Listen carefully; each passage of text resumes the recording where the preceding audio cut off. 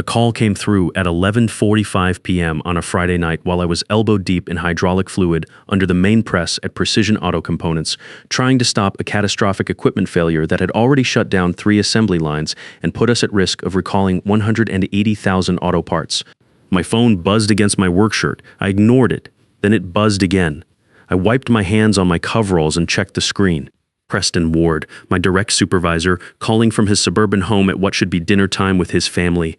I almost didn't answer. When you're dealing with a mechanical crisis that's costing $35,000 per hour and could trigger a federal safety investigation, phone calls from management feel less urgent than the grinding metal and leaking hydraulic lines in front of you. But I answered anyway because that's what 26 years of being a reliable problem solver conditions you to do. Stone speaking. Garrett, it's Preston. I need to inform you of a company decision. Effective immediately, we no longer require your services as lead manufacturing engineer. Your employment is terminated as of today. I looked at the hydraulic press in front of me, warning lights still flashing red, pressure readings showing dangerous fluctuations every 30 seconds. 3 separate production lines completely shut down because of our emergency protocols. Rachel Foster, the plant operations manager, standing 10 feet away, looking at me with desperate hope because I was literally the only person who understood these 35-year-old German hydraulic systems well enough to diagnose failures this complex. I understand, I said, keeping my voice level. I'll inform Rachel that you'll be handling the equipment repair procedures for the crisis I'm currently managing.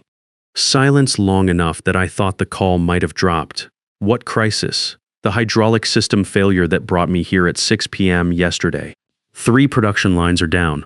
We're looking at potential recall liability and federal safety violations. I'm in the middle of tracing the pressure loss through systems that haven't been properly documented since 1989. I assume you'll want to send someone else to complete the diagnostic work since I no longer work for Precision Auto. More silence. I could hear him breathing. Garrett, let's discuss this after you've resolved the plant situation. I don't think that's appropriate. You just terminated my employment. I shouldn't be working on Precision Auto projects if I'm no longer a company employee. I'll brief Rachel on what I've discovered so far and head home. Or actually, I guess I won't bother stopping by the office since you said my employment is terminated. Wait, Garrett, let me call you back. He ended the call before I could respond. My name is Garrett Stone. I'm 54 years old. And I just got fired while managing an equipment crisis that nobody else at my company knows how to solve. At 54, I thought I had maybe 11 good working years left before thinking about retirement. I thought I'd built enough expertise and reputation to coast into my golden years with respect and security. That phone call changed everything. Before I explain what happened over the next 72 hours, let me establish who I am and why that phone call was the most expensive mistake Preston Ward ever made. I joined Precision Auto Components in 1998 as a maintenance technician specializing in legacy manufacturing equipment. Back then, the automotive industry was just starting to realize that their old machinery wasn't going anywhere. Companies were running critical production on hydraulic presses and assembly equipment built in the 1980s and 1990s. My role was troubleshooting complex mechanical failures in systems that younger engineers didn't understand and couldn't fix. When a plant had equipment breakdown and their maintenance department couldn't identify the problem, they called me. Over 26 years, I'd responded to 340 equipment emergencies across 8 states. I diagnosed bearing failures, traced hydraulic leaks, identified worn camshaft timing, and prevented production shutdowns that could have cost clients millions in missed delivery deadlines and contract penalties. I'd worked through blizzards, holidays, and family vacations. I missed my nephew's wedding to fix a press failure at a transmission plant in Ohio. I spent my 51st birthday in a maintenance pit in Tennessee rebuilding hydraulic cylinders while Rachel celebrated alone at home. That was the old way of doing business. When you gave a company your word, you kept it. When they had a crisis, you showed up. Loyalty was supposed to be a two-way street, or at least I thought it was. Most importantly, I developed deep expertise in German hydraulic systems that most of the automotive industry still runs on, but nobody teaches anymore. Every plant had unique configurations. Every system had custom modifications. Every maintenance protocol had quirks that existed only in my experience-based understanding of how those systems behaved under stress. That knowledge was what made me valuable. That knowledge was also what Preston Ward had just eliminated from Precision Auto's crisis response capability at the worst possible moment. The equipment failure had started 31 hours earlier. Our main hydraulic press, a 1989 Muller system that stamped transmission housings, had begun showing pressure irregularities during the second shift. By morning, two secondary presses were exhibiting similar problems. By noon Friday, all three systems were locked down due to safety protocols. This was the kind of cascading failure that kept plant managers awake at night. Someone with serious technical knowledge was needed to trace the root cause through 35 years of modifications, repairs, and band-aid fixes that most people assumed were too complex to fully understand. They were wrong. Old equipment isn't automatically reliable equipment. It's just equipment that nobody remembers how to fix properly when it breaks. I took my truck to the plant Friday morning. Arriving at 7 a.m., Linda Foster met me at the maintenance entrance. She looked like she hadn't slept in 2 days, which she probably hadn't. "Garrett, thank you for coming. We've been shut down for 18 hours. Corporate is asking why we can't get our systems running ourselves. Because this failure pattern is affecting components that require hands-on hydraulic analysis to properly diagnose. I need to examine the pressure manifolds directly." She led me to the production floor. 3 massive hydraulic presses, each one capable of stamping 200 transmission housings per hour when they weren't locked down due to equipment failures.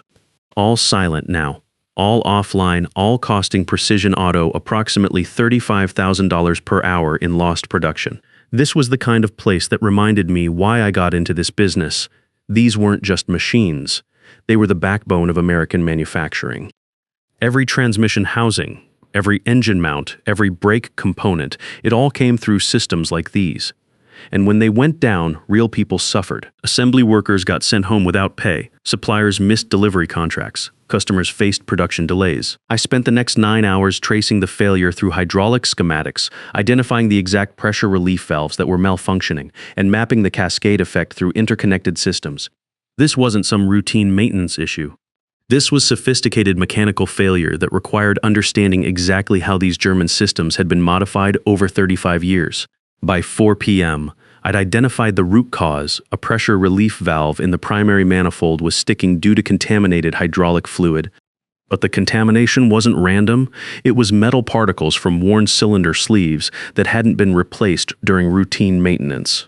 The particles were causing valve failures across all 3 interconnected systems. Fixing it required rebuilding hydraulic cylinders, replacing contaminated fluid lines, and updating maintenance protocols to prevent similar failures. This wasn't like changing your car's oil. You couldn't just order new parts and bolt them in. Every component had to be tested, calibrated, and integrated with surgical precision. One mistake, and you could destroy equipment worth $2 million. I estimated 14 to 18 hours of careful mechanical work across all 3 systems. It was the kind of work that required not just technical knowledge, but institutional memory. You had to understand not just how the equipment worked, but why it was configured that way, what modifications had been made over the years, and how those modifications affected system behavior. I started at 10:30 p.m. Friday night. By 11:15 p.m., I was halfway through rebuilding the first hydraulic manifold when Preston called and told me I was fired. After Preston hung up, Rachel approached me cautiously. You could see the panic starting to set in as she processed what she'd just overheard. "Garrett, is everything all right? You look concerned. I just got terminated by my employer while in the middle of repairing your production systems."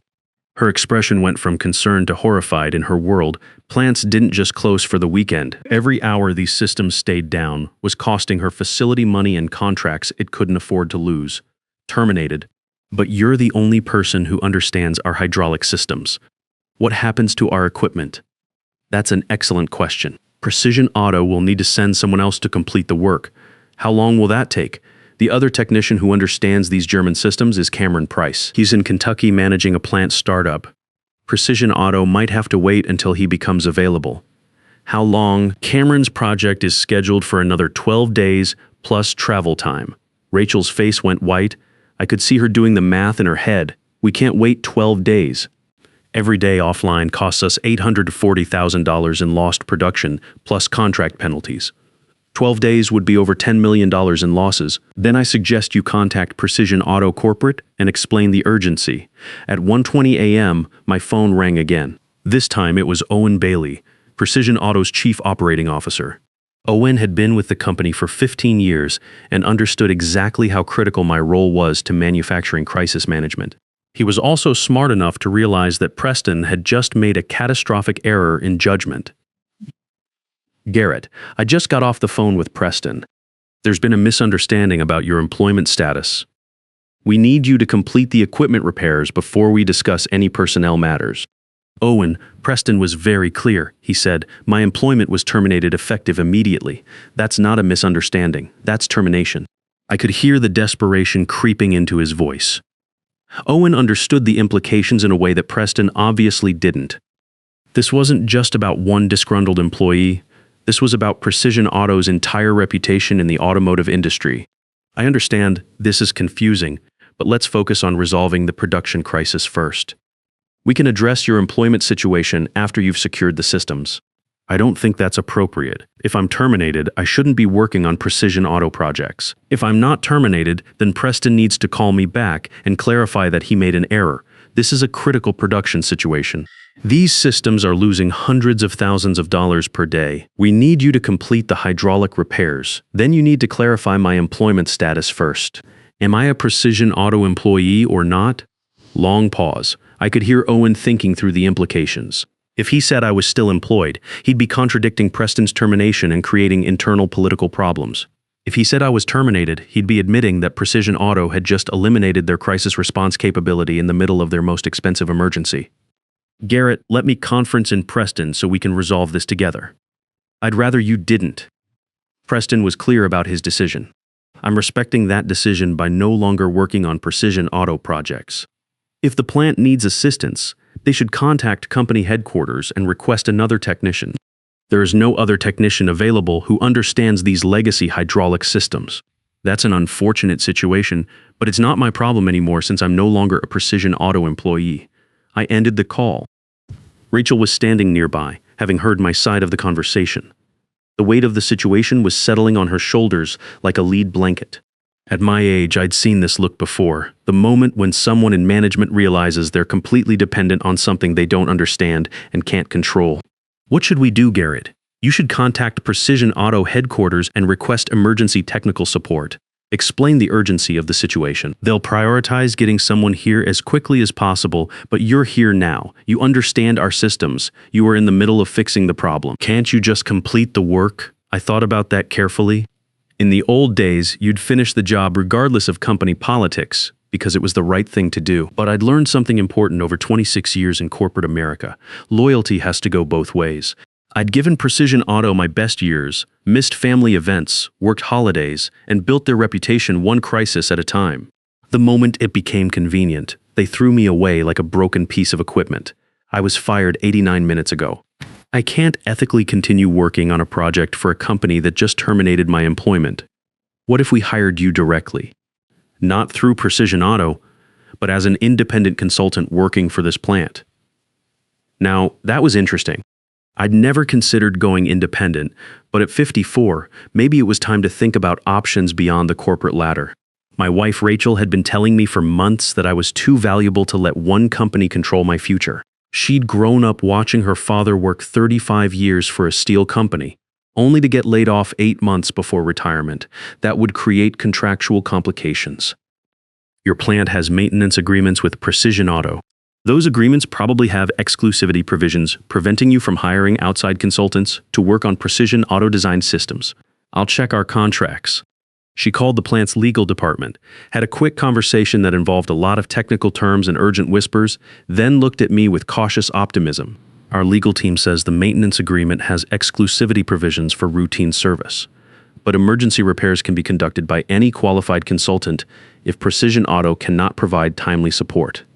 They're defining timely support as within 48 hours of request. That was the opening I needed. Not just to solve this immediate crisis, but to test whether there was a future beyond Precision Auto. At 54, I was too old to start over at another company, but maybe not too old to start working for myself. Have you formally requested emergency support from Precision Auto? She sent an email to Precision Auto's maintenance department, copying me, formally requesting immediate technical support for the hydraulic system failure and noting that the previous technician, me, was no longer available to complete the repair work. She marked it urgent and requested response within 6 hours.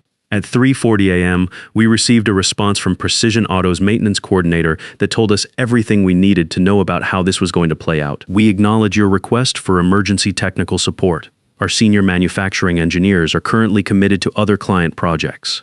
We are working to identify available resources and will provide an estimated response timeline within 24 hours. 24 hours. In corporate speak, that meant they had no idea how to solve this problem without me, but they weren't ready to admit it yet. Owen was probably spending his Saturday morning calling every contractor and consultant he could find, trying to locate someone who understood German hydraulic systems well enough to not make the crisis worse. Rachel showed me the email with the kind of desperate expression you see on people who are watching their career go down in flames through no fault of their own. What does this mean? It means Precision Auto doesn't have anyone available to send. Cameron is in Kentucky, and apparently nobody else at Precision Auto has the expertise to handle legacy hydraulic failures. So we wait unless you want to exercise your contract provision and hire an independent consultant. Are you available as an independent consultant? This was the moment. At 54, after 26 years of corporate life, I was being offered the chance to work for myself, to set my own rates, choose my own projects, and never again have to worry about some manager deciding my expertise was too expensive. Rachel had been right. This wasn't a crisis. It was an opportunity. I could be. What would your rate structure look like? I thought about that carefully. Independent consulting rates for emergency manufacturing work typically range from $150 to $400 per hour, depending on expertise level and urgency. I was at the top of the expertise scale, and this was definitely urgent. But more than that, I was the only person available who could solve this problem. That kind of scarcity has value $265 per hour for emergency equipment repair, minimum 18-hour engagement to ensure complete system restoration and testing. That's $4,770 total payment terms, 50% deposit before I resume work, remaining 50% upon successful production restart. Rachel didn't even blink. When your plant is losing $35,000 per hour and faces contract penalties that could reach millions, $4,770 for a solution starts looking like a bargain. Done. I'll have our finance department process the deposit immediately. At 4:45 a.m. Saturday morning, my phone chimed with a bank transfer notification. $1,385 had just cleared into my personal checking account, more money than I'd ever received for a single shift's work in my entire career. At 5 a.m., I resumed work on the hydraulic repairs, but now I was working for myself. The funny thing about doing the same work as an independent consultant instead of a corporate employee is how different it feels. Every hour I worked was billable. Every problem I solved was building my reputation instead of someone else's company. Every decision was mine to make. For the first time in 26 years, I wasn't just fixing someone else's crisis, I was building my own future. By 2 p.m. Saturday, I'd completed the hydraulic cylinder rebuilds across all 3 systems. The work went faster than I'd expected, because I wasn't dealing with corporate approval processes, or having to document every decision for managers who wouldn't understand the technical details anyway. By 6 p.m., I'd replaced the contaminated fluid lines and updated the maintenance protocols. By 9 p.m., all 3 presses were back online with no pressure irregularities and no production errors. Total downtime, 39 hours. Total losses, approximately $1.365 million. But the systems were running, and the repairs I'd implemented would prevent similar hydraulic failures in the future. More importantly, I'd just proven to myself that I didn't need Precision Auto. They needed me. Rachel was watching the production monitors with visible relief as transmission housings began rolling off the line again. The green lights were beautiful, each one representing hundreds of parts that had been stalled for over a day, finally moving through the system like they were supposed to. Garrett, I cannot thank you enough. You saved us from a disaster that would have been catastrophically worse if we'd waited for Precision Auto to send another technician. You're welcome. I'll prepare a technical report documenting the failure mode, repair procedures, and maintenance recommendations. You should share that with Precision Auto so they can update their service documentation. At 10:15 p.m. Saturday night, I received a call from Owen Bailey. I was back at my house, exhausted but satisfied with the weekend's work. More than satisfied, I felt something I hadn't felt in years. Pride in work that was entirely mine. Garrett, I understand you completed the hydraulic repairs as an independent consultant. We need to discuss your employment status. Preston's decision to terminate you was premature. We'd like to offer you reinstatement with full back pay and benefits. I appreciate that, but I'm declining. I'm now operating as an independent consultant. It's more lucrative and I have better control over which projects I accept. What does that mean for Precision Auto? You're our most experienced manufacturing engineer. It means Precision Auto will need to develop other technicians with similar expertise or accept that your crisis response capability is significantly reduced. The truth was, at 54, I'd finally learned what my grandfather never had the chance to. He worked 38 years for the same automotive plant, believing that loyalty and hard work would guarantee security. When the company moved production overseas, they eliminated his pension and laid him off at 62. He spent his last 5 working years bouncing between part-time jobs, never again finding the security he'd thought he'd earned. I wasn't going to make his mistake. That's not acceptable. We have ongoing client emergencies that require your specific knowledge. Then Precision Auto should have considered that before terminating me while I was literally in the middle of managing one of those emergencies. Garrett, I understand you're upset about how Preston handled the situation. I'm not upset, Owen. I'm simply making rational business decisions based on new information. Preston demonstrated that Precision Auto doesn't value my contributions enough to avoid terminating me during a crisis. I've learned from that demonstration. When I told my wife Rachel what had happened, she just smiled and opened a beer. Finally, she said, I was wondering how long it would take you to figure out what I've been telling you for 10 years. Which is what? That you were too good for them. That you were making other people rich off your expertise while worrying about whether they'd keep you around. Now you get to make yourself rich. She was right as usual. Over the next 6 weeks, I received 18 emergency calls from manufacturing plants experiencing equipment failures. Each call followed the same pattern. Complex breakdown on legacy systems. Precision Auto couldn't respond quickly enough. Could I help as an independent consultant? I helped all 18 clients. Total consulting revenue, $68,000 for 6 weeks of work. That was more than I'd made in the previous 14 months at Precision Auto. Word spreads fast in the manufacturing industry. By September, I was receiving calls from plants that had never worked with Precision Auto, asking if I was available for preventive maintenance audits and ongoing equipment consulting. These weren't emergency calls. They were facilities that wanted to prevent emergencies by having someone who understood their legacy systems before problems occurred. By November, I had 4 long-term consulting contracts with plants who wanted guaranteed access to my hydraulic expertise when they needed it. Combined retainer revenue, $12,000 monthly, approximately $144,000 annually, plus additional project fees. In January, Precision Auto formally offered me a consulting arrangement. $265 per hour for active repair work. $2,500 monthly retainer for availability and consultation. 8-month contract renewable at my discretion. I accepted because it was guaranteed revenue and Precision Auto represented one of the most reliable sources of emergency work. Preston Ward lasted until March. The board terminated him after they calculated that his decision to fire me during the hydraulic crisis had cost Precision Auto approximately $575,000 in lost client contracts, emergency response costs, and consulting fees they were now paying me instead of employing me directly. The irony wasn't lost on me. They were now paying me more in 8 months than they'd paid me in 4 years as an employee. I stayed independent. By late 2024, I was managing 7 long-term consulting relationships with manufacturing facilities across the Midwest. Annual revenue was approaching $420,000. I was working approximately 60% of the hours I'd worked at Precision Auto, while earning nearly 4 times my previous salary. More importantly, I was valued. When clients called me for equipment crisis, they understood they were paying premium rates for premium expertise. Nobody questioned whether my approach was worth the investment. They'd all seen what happened when they tried to solve legacy system failures without specialized knowledge, but the real change wasn't financial. It was psychological. For the first time in my career, I wasn't worried about layoffs, corporate restructuring, or some new manager deciding I was too expensive. My security came from my expertise, not from someone else's decision about whether to keep me around. Rachel and I started talking about things we'd never been able to plan before. Maybe helping our nephew Casey with his college tuition without worrying about our own retirement savings. Maybe taking that trip to Alaska we'd always wanted but never felt we could afford. Maybe buying that cabin up north instead of just talking about it every summer. At 54, I thought my best working years were behind me. Instead, I discovered they were just beginning. The experience taught me something my father's generation never had the chance to learn.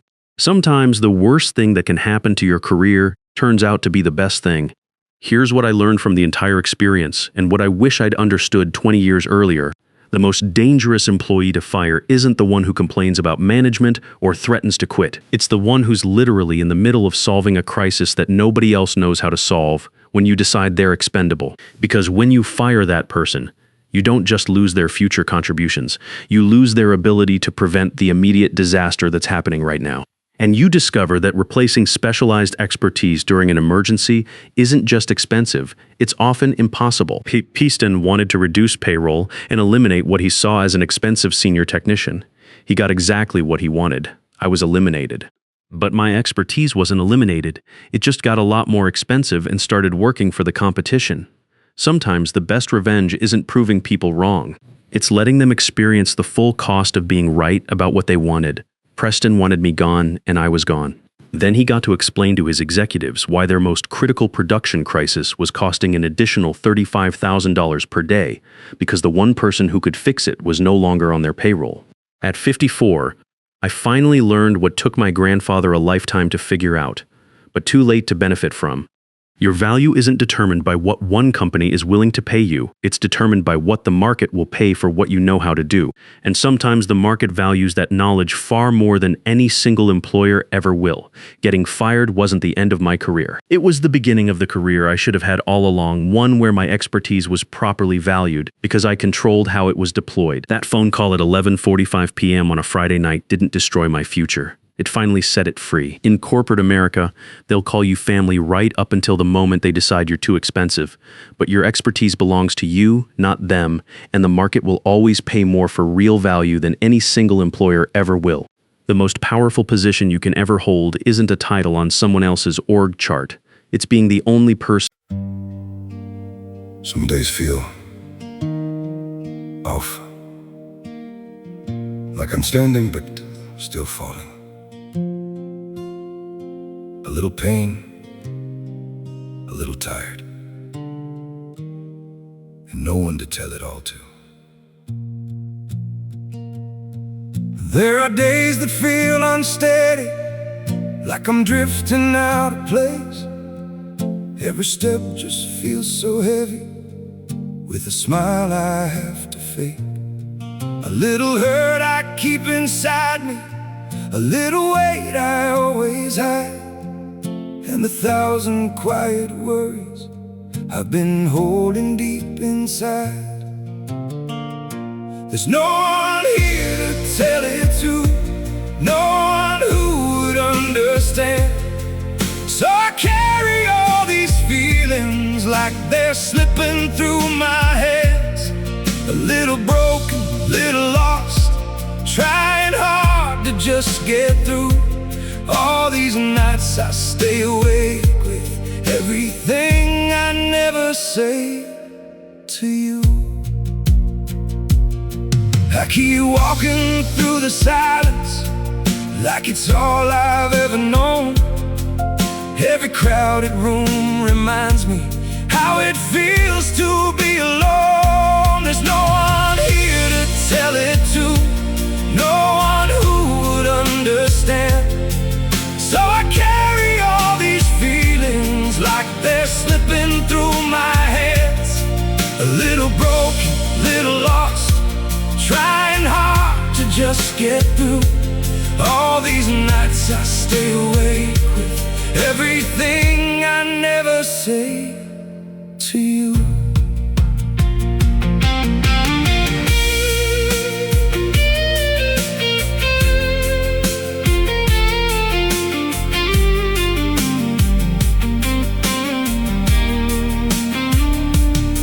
Maybe one day I'll be stronger, maybe I'll learn how to speak, but for now I keep it buried in the parts of me too weak. There's no one here to tell it to, no one who would understand. So I carry all these feelings like they're slipping through my hands. A little broken, little just get through all these nights I stay awake with everything I never say to you.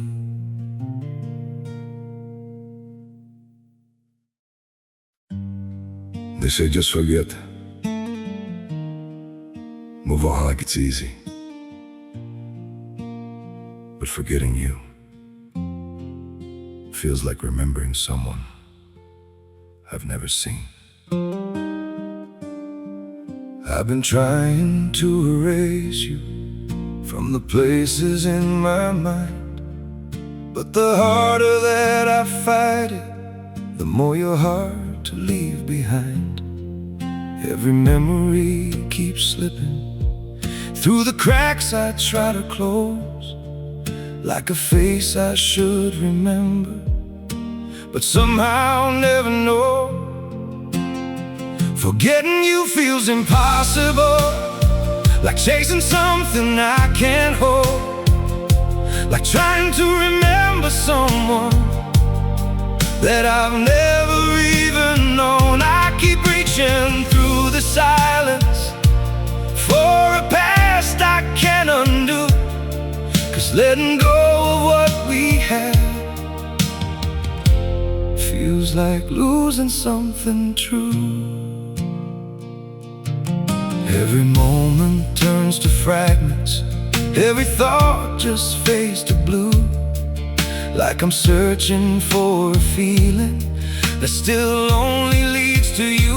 Forgetting you feels impossible, like chasing something I can't hold, like trying to remember someone that I've never even known. I keep reaching through the silence for a past I can't undo, 'cause letting go of what we had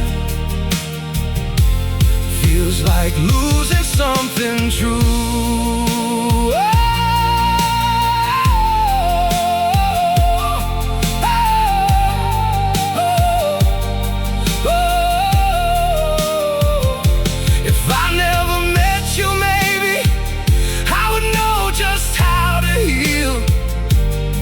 But now every empty moment still reminds me what is real.